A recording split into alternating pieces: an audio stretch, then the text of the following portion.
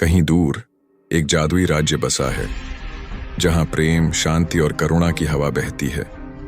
उस राज्य के बीचों बीच खड़ा है एक दयालु राजा, चमचमाते सोने के वस्त्रों में लिपटे, सिर पर एक बारीक नक्काशी वाला मुकुट, और उनके कोमल हाथों में है एक छोटा भूरा पक्षी जो अब पूरी तरह स्वस्थ हो चुका है, जैसे उनके स्पर्श ने ही उसे जीवन लौटा दिया हो। उनके पीछे फैला है रंग बिरंगे फूलों से सजा एक बागीचा, जहां तितलियां नाच रही हैं और सुगंधित हवाएं गा रही हैं। उस बागीचे के आगे खड़ा है एक भव्य महल, सफेद संगमरमर से बना, ऊंचे गुंबदों और सुनहरी मीनारों से सजा, जो सूरज की रोशनी में मानो चमक रहा हो।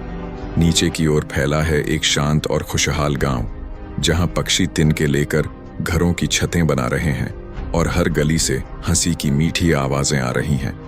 बच्चे हाथों में रंग बिरंगे गुब्बारे लिए पशुओं के साथ खेलते हुए दौड़ रहे हैं, कभी नाचते, कभी मुस्कुराते, जैसे पूरा गांव एक उत्सव बन गया हो। और उस सब के ऊपर आसमान में फैला है एक विशाल चमकीला इंद्रधनुष, हर रंग उम्मीद का, हर छाया एक नई शुरुआत का वादा करती हुई। ये सिर्फ एक दृश्य नहीं, यह है एक दुनिया जहां दयालुता ही असली ताकत है और जहां हर दिल में बसती है एक सुनहरी उम्मीद।